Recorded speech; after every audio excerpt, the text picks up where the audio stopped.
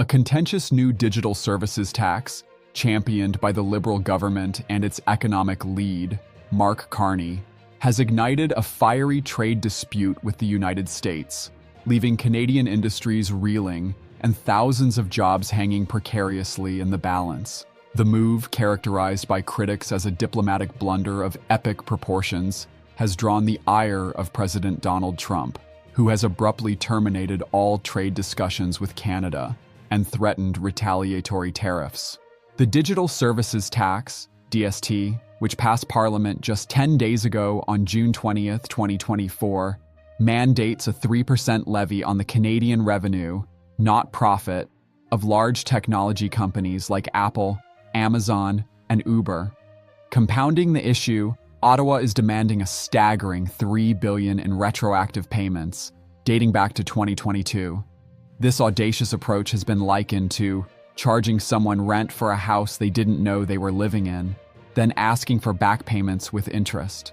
The Canadian government spent months meticulously crafting this legislation, seemingly oblivious to the potential diplomatic fallout. It's like planning a surprise party and forgetting to invite the guest of honor. Except the guest of honor controls 20% of global GDP and has a track record of not playing nice when they feel disrespected, remarked one exasperated political analyst. True to form, Donald Trump's response was swift and uncompromising. Taking to his Truth Social platform, he announced the immediate termination of all trade discussions with Canada, citing the egregious tax as a direct and blatant attack on the United States. During a White House signing ceremony, Trump further elaborated, calling Canada difficult to deal with and asserting that America possesses such economic power over its northern neighbor that he'd rather not use it. He then delivered a chilling warning: it's not going to work out well for Canada. They were foolish to implement this tax. The gravity of the situation extends far beyond diplomatic niceties. Canadian auto workers, manufacturing employees, and those in the steel and aluminum industries are now facing the grim prospect of potential tariffs and a full-blown trade war. The irony is not lost on observers. Both Democrats and Republicans in the U.S. have united in their condemnation of Canada's DST, deeming it a violation of existing trade agreements.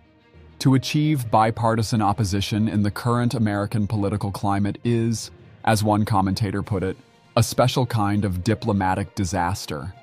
Warnings about the potential ramifications of this tax have been ringing alarm bells for months. The Business Council of Canada, alongside various industry groups and even provincial premiers, consistently cautioned against the DST, foreseeing damage to Canada-US relations and significant job losses. Yet, the Liberal government pressed ahead, seemingly disregarding the counsel of those most attuned to the complexities of trade and the intricacies of job creation. This stubborn adherence to a policy widely deemed problematic has drawn comparisons to watching someone repeatedly touch a hot stove while insisting they're conducting important scientific research. What makes this situation particularly galling is its apparent avoidability. Both the Biden administration and, subsequently, the Trump administration explicitly voiced their opposition to the tax, urging Canada to reconsider and providing ample opportunities for a diplomatic off-ramp. Instead, Canada chose to double down, enact the legislation, and then express surprise when the U.S. reacted forcefully. It's akin to repeatedly poking a sleeping bear and then expressing surprise when it wakes up grumpy. The timing of this diplomatic misstep could not be worse. With Trump back in the White House and an America First agenda firmly in place, initiating a tax dispute now is viewed as a monumental strategic error. Auto workers in Ontario, steel workers across the nation, and manufacturers reliant on integrated supply chains with the U.S. are now grappling with profound uncertainty, their livelihoods potentially sacrificed on the altar of Ottawa's ill-conceived digital tax crusade. The predictability of this outcome is perhaps the most maddening aspect. Anyone familiar with Canada-US trade relations could have foreseen this escalation. The Americans consistently oppose taxes specifically targeting their companies. They abhor retroactive legislation, and they emphatically dislike being ignored when raising trade concerns. Yet the decision-makers in Ottawa seem genuinely taken aback by the U.S.'s forceful objection to a policy that effectively demands payment for the privilege of doing business in Canada, along with a multi-billion-dollar back bill.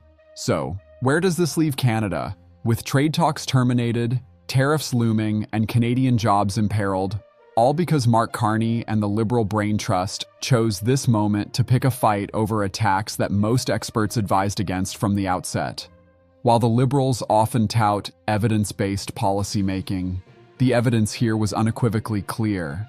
This tax would provoke American ire, jeopardize Canadian employment, and strain the crucial trade relationship at the most inopportune time.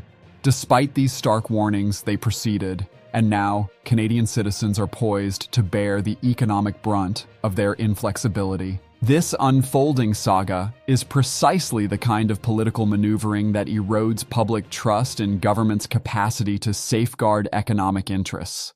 When economic policy generates more problems than solutions, and when